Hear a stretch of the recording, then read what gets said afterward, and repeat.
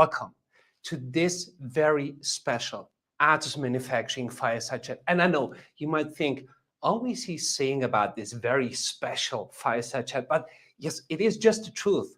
It started with a little idea, it went over to different talks, and today we're really up to something very special. Atos Manufacturing Art Exhibition 22. And this is something where you say, like, what is an art exhibition and manufacturing get to do together with? And this is what we're going to talk about today. But sometimes it's hard to describe it in words. So sometimes it's easier, especially when we are remote, to bring it in with a little video.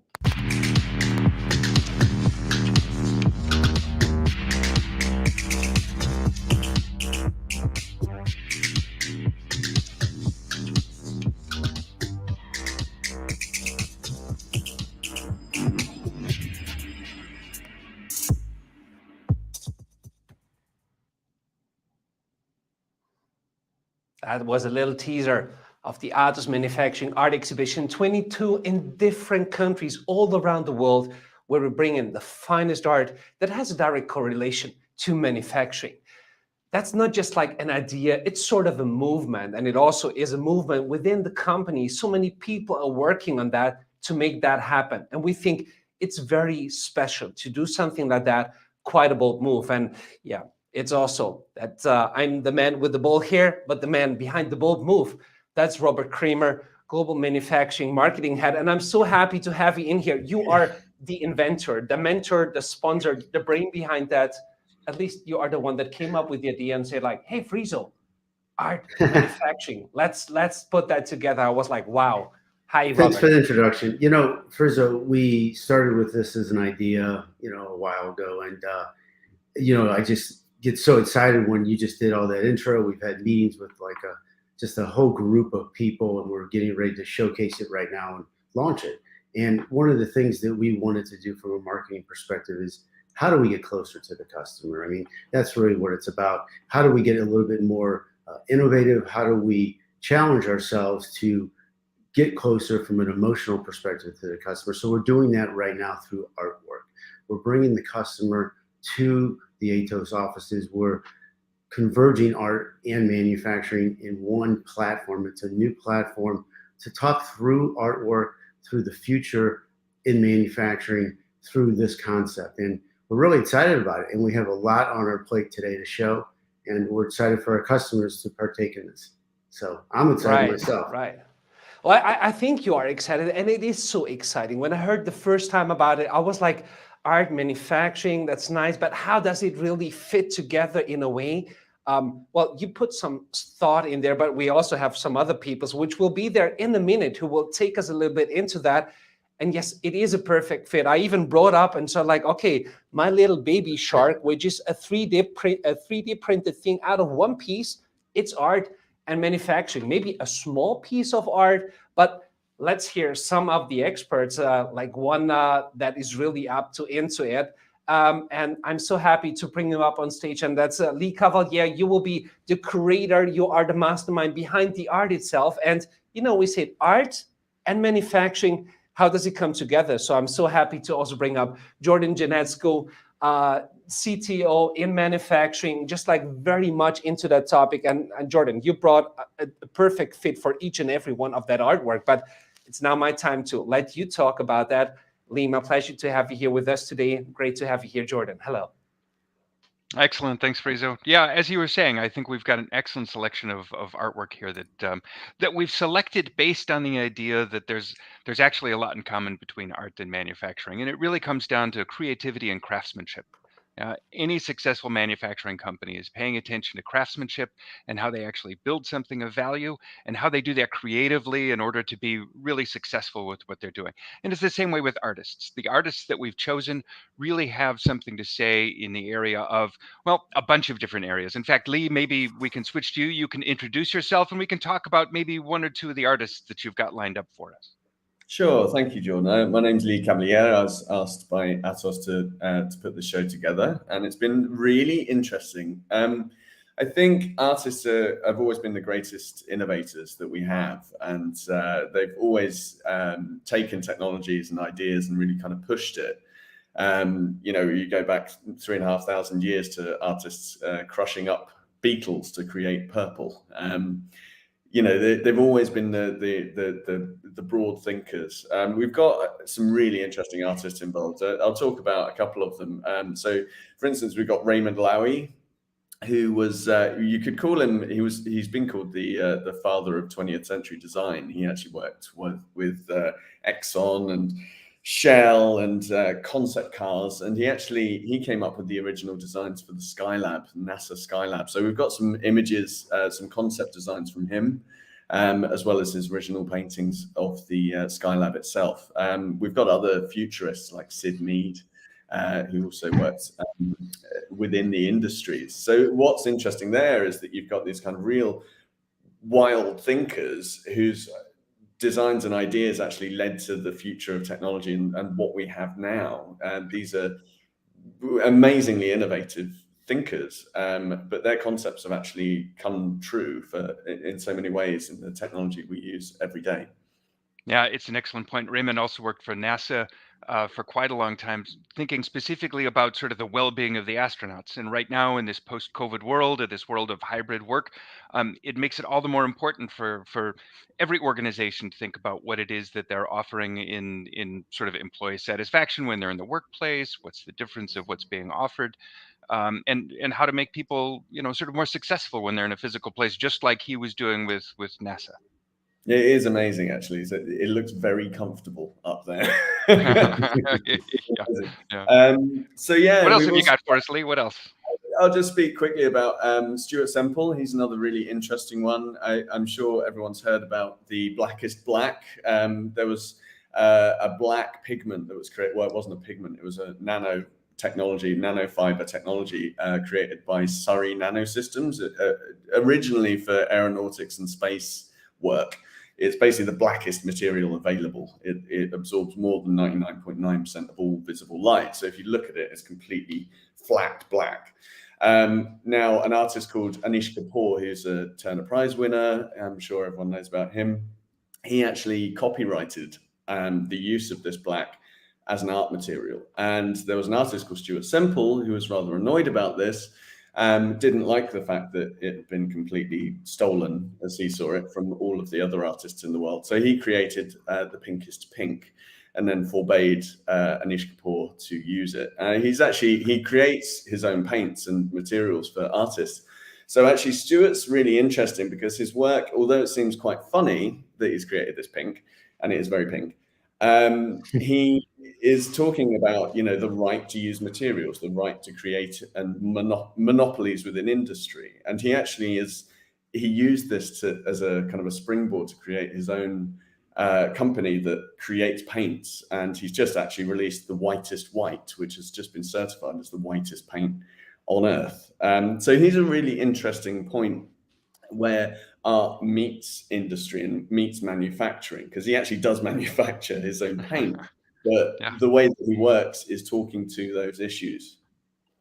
Yeah, excellent, Perfect. excellent. And there are a bunch of issues that we can bring in when talking about these things. I think that's the exciting thing about having this art exhibit showing up in multiple cities and people being able to actually go visit the artists, but also the artworks, but also have those discussions around it. What does Stuart Semple's work say about intellectual property, or what you can do in a chemicals company, how things are sort of changing. I think that's one of the interesting things that we see going on right now, that in this post-COVID world, or people talking about hybrid work, they focus a lot on, are you in the office 1 day a week or 3 days a week? But what you really need to ask is, why am I going to a physical space in the first place? And I think one of the things that's really important is creativity. Yeah, that you can rebalance creativity. I've been doing home office for a long time now. I can't wait to actually have some interesting conversations with people. And the idea of being able to do that in a different sort of context, maybe with some discussions going around that aren't the standard sorts of things you'd have in a manufacturing company, but still relate exactly to what you're doing on an everyday basis, is one of the things I'm looking forward to the most. I think it's absolutely excellent. And in fact, it's not just a physical space. I think we've also got a little bit of a virtual space too that we're going to show a little bit about. Is that right? Who's the master of ceremonies? Oh yeah. No, I'm just bringing it up right in my back. So here at the screen, you can see also the digital version of that, like how it looks like to come into the virtual gallery. But Lee, that's your home turf. What are we looking at right now? So we've created I'm director at VOMA, which is the world's first completely virtual art museum. So what we're looking at is a virtual gallery space that was created within Unreal Engine, Unreal 5. It's the most advanced virtual gallery that you're ever going to see at the moment. I'm sure there are others in development, but you'll be able to walk around and see a version of the real world show. We'll also have some more work in there that we couldn't get hold of, like some bigger work that we can't ship around. So you're seeing some work from some of the artists here. We're still building the show, so this is a super sneak preview. But yeah, we've got artists like Misha Milovanovic there. We've got Andy Warhol. We'll be looking at Damien Hirst and various other artists as well. So it's really exciting because we can do so much more in the virtual space. And obviously you can visit that from anywhere. And you can visit it in your browser, so it's in any device. Well, that's perfect. And also, like, quite interesting question just came up, like, how long do we need to wait until we have AIs that create art that we as human enjoy and appreciate, art journey test or something like that? Lee, as long as we have you here, just like maybe that's what you think from an art point, and also Jordan, from your technical view. Would be interesting to know more about that. Well, very interesting, actually. It's something we want to feature within the show, and we're actually talking to BMW about now. Is they've just released an AI-created artwork, which is essentially it's an algorithmic-based piece that is based on hundreds of historical artworks. So basically, it takes those, remangles them, and then projects it over the body of a BMW. So BMW are really interesting in this industry, because they're always kind of striving to use their cars for interesting things. Andy Warhol made a BMW art car back in the 1970s, and they've been doing it every year since. So yeah, it's already happening is the short answer to that. Yeah, That's exactly. perfect. It's already Thank you so happening, much. depending Jordan. on your philosophical approach to art. Some people think art must be created by a person. So I guess that's another interesting discussion that we can have. What are pushing the limits, and where does it matter? Where are the issues where Right. it's something where it either appeals to me as the viewer, or it's relevant what the creator or producer was thinking? Yeah, I think it's also would be interesting, like what quantum computing can do in the future with that. Maybe that's another approach of art we are not even expecting to like, which might happen. We do afterwards. Yeah, absolutely. I think the interesting thing with artists is if you give them technology, they run with it. We've got artists in the show that have created works using CAD. So they're using automotive creative techniques to create artwork. We've got 3D printed work. We've got work that is created using amazing materials that absorb toxins from the air. So that the artists are always the ones that they take an idea and run with it in a way that the rest of us can't. And it's great because it inspires everything else that happens in the real world. The sliding door was devised as a science fiction. It was the first time we saw it was in Star Trek, and now it's everywhere. Right. So, well, at least it's one of the things they made happen. I'm still waiting for my hoverboard and all those other things to come up in a way, but just like the sliding doors are there, very important, especially also like in manufacturing facilities, like for easy entry. We're just like going on that little feedback about like AI. I just want to bring that up. One of the participants here, the US Copyright Office says AI can't copyright its art. Well, we might think of a way of doing around with that. But now thinking about that, we saw it, Robert, also like the virtual gallery, what we are up to, and we all know where it's going to be, when it's going to be there. Kind of interesting, like how to get there. But before we come to that, let's say like, that's really an interesting point. We will look at that. But Robert, tell us, how can we get there? How can we see it? How can we access it? And what's in? How can we interact and like meet physical or even virtual? Thanks, everyone. And Frizzo, one of the things when we started this whole concept is we wanted to bring the customer right closer to us. And the virtual was created because the physical everybody cannot get to. We're trying to go through and how we can bring the customer to us, but the physical will launch at the end of March in Paris. But we have the virtual that's launching in March as well, but early March. And the customers can all sign up for that, and we'll post the website up right here. But the virtual is so fantastic because it gives you a way to go through it as a custom workshop on your own to see things, but also as a teaser to come to the physical. The goal is for us to be there 24/7 for you. And Jordan, what else are we offering besides just the event to go through and see the artwork? But we're really trying to get a little bit closer in a format that is more custom. Yeah, exactly. It's an excellent point. We if you want to just come see the art, we can definitely do that. But we're also more than happy to have workshops with you discussing again more of the manufacturing side of the creativity and craftsmanship that we were talking about.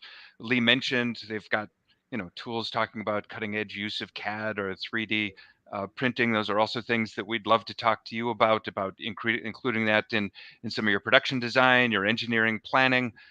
Those are the sorts of things that we talk about when we have our innovation workshops with you. You get to decide what are the topics you'd like to talk about. We bring in our experts, no matter where they are from the globe, either virtually or face to face. And again, we're looking really forward to combining this with some of the ideas that come out of the Art of Manufacturing tour. It's a fantastic opportunity, again, to think outside of the box, to really take advantage of seeing things maybe in a different way, or seeing how things that you use every day are applied differently, and maybe how you can apply them differently too.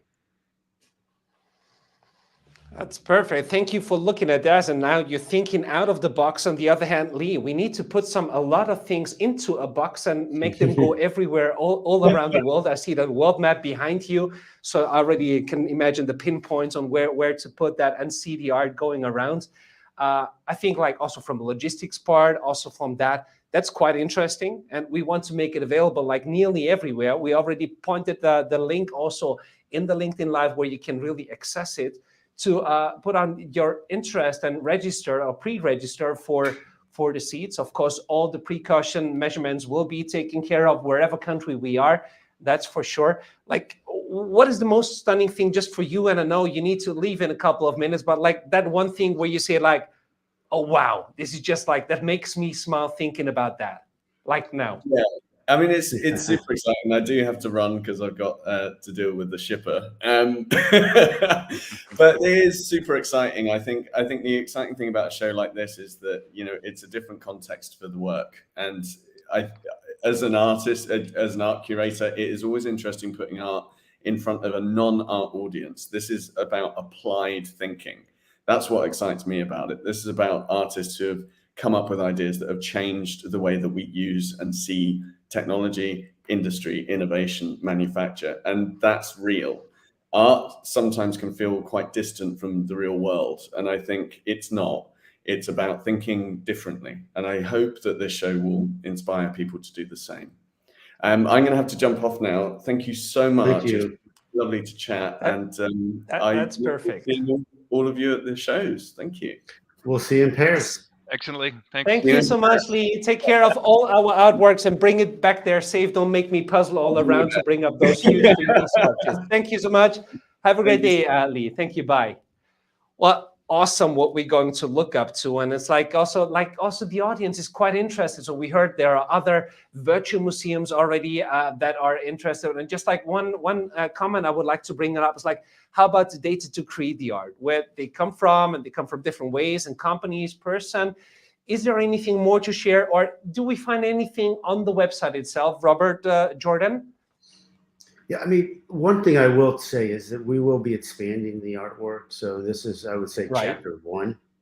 And, you can find details of the artist and all the artwork on the landing page, which is a very complex landing page. We want to, pretty large extent, to feature what we're doing, also how to register, and next chapters will be forthcoming. Additional videos are on there. Also, you can look through LinkedIn and see all the different posts that we're making. There will be a plethora of details from a digital campaign perspective on this as well. So we're very excited. This is a totally unique way to connect to the customer, and a way that we can enjoy our work as well. Because you could see, talking about artwork, and Jordan, we've had a ton of conversations as well. Frizzo, it's a magical time for us here. Absolutely. Well, thank you so much for this. Jordan, I asked Lee what is the topmost thing he thinks about that very special Atos Manufacturing Art Exhibition. Now, from a technical point, I don't know you that much. I don't know how much you are into art, but manufacturing, technical things like self-driving cars and all that, And then somebody comes around and say like, oh, let's talk about art. What do you find the most thrilling thing for you? Looking into the details of the art you already got to know we're going to show. Yeah, it was interesting that Lee pointed out the fact that for him, as somebody who's a curator, it was interesting to actually be sort of confronted with how do I make this approachable for non-artists or people that aren't really Right. necessarily museum goers, and I think that's something that has just worked. If you go to the landing page and you look at the artists we've got, um, again, we talked a little about CAD drawing and 3D printing, but there's also things about accessibility and making things easy and approachable, even if it's technologically difficult.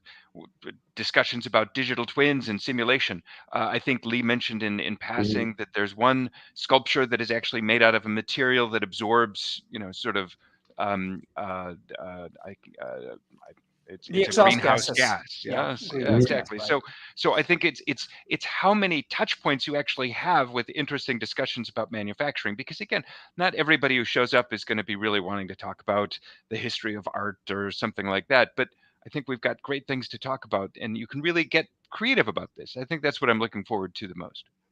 That's perfect. Thank you for this. And it also fits to one point. You see it like one of the sculptures really, I think it's NOx, which is taken out of the air atmosphere.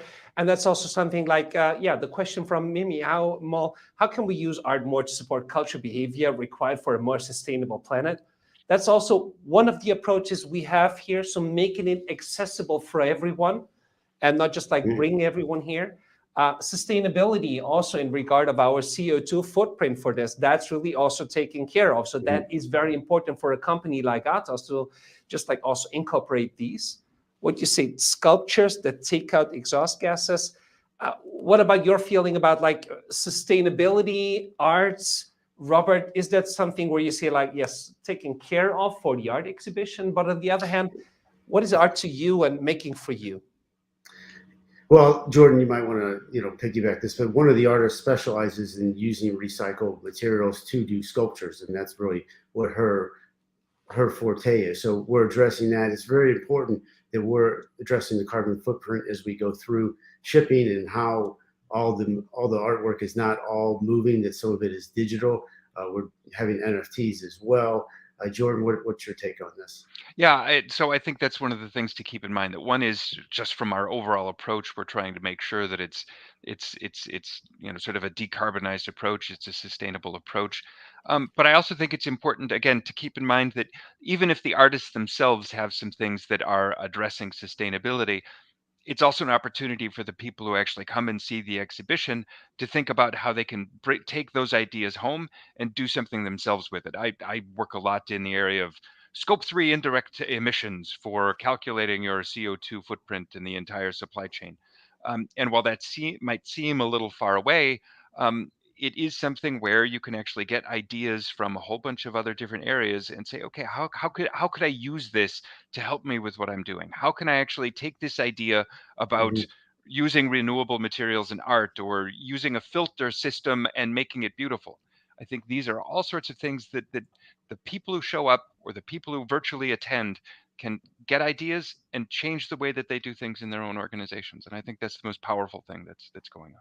Mhm. Right. Well, that's perfect. Also brings me a little bit on the talk we had about like the protocarbon footprint, chemicals, also process materials, like whatever, to know about this, the protocarbon footprint of a different sculpture, for example, also what it brings in. Those are things you can consider in bringing art and taking up those bridges also in your hat to go in another point of thinking. And I think that will be great, but we don't want to spoil out too much. So it's still, like you said, Robert, it's a customer event, like bringing the customer together with art manufacturing.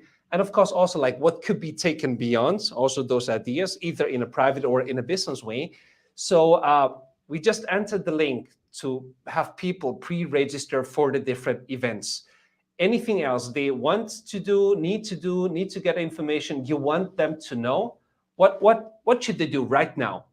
I would Come go see, and reserve a seat in Paris, to be very honest. come see us. This is amazing. We've told the whole story. We'll probably have another fireside chat in a couple of months, and we'll show live inside the art of this exhibit. But we're ready to showcase. We've done a ton of work, and we're ready. Perfect. I think that's great. So keep coming. We put the thought into that. Jordan, thank you for being with us and shed some light on the manufacturing part. And now for me, it's way more clear where just like art ends, manufacturing starts, or the other way around. We're going to have discussions on that. And I think you will dig way more deeper into the topic of manufacturing the different parts like the raw materials or even the processes. Thank you for being with us, Jordan. It was a pleasure. And Robert, I also saw like from the feedback from the people that are watching us right now, they are enjoying this and the questions are coming in, where to register. We had to put that up. I'm just like happy and thrilling that this is going to take place and that an idea of doing something different now really went into something like the Atos Manufacturing Exhibition 22. I think great job. And I want to thank you because of thinking of that and making that possible. Any last words you want to share to the audience before we go and head off to Paris and see if Lee packed everything into the boxes? I mean, like you said, this is so special. You know, our goal is to get closer to the customer. It's what we're trying to establish. Instead of just selling technology and talking about technology, we want to connect to the customer from an emotional perspective, from a trust perspective, to connect, to create an additional conversation. And artwork is so fantastic. So one of the things we did not mention is that we're going to auction all the artwork off in our last destination, which is in Liverpool, which is at the Smart Factory event in November. So all the artwork that you're going to see is able to be purchased, and then all that money will be donated to a charity. And so this is really a fantastic movement, platform, new innovation from a marketing perspective, but us to get connected to the customer, to people who want to just learn more about Atos and the artwork. We have fantastic artists. We've taken our time to put this together, and we're ready to show it. That's perfect. Thank you so much, Robert. Always a pleasure to have you here. Have a great day and see you in Paris, live, physical, and also in virtual. Have a great day.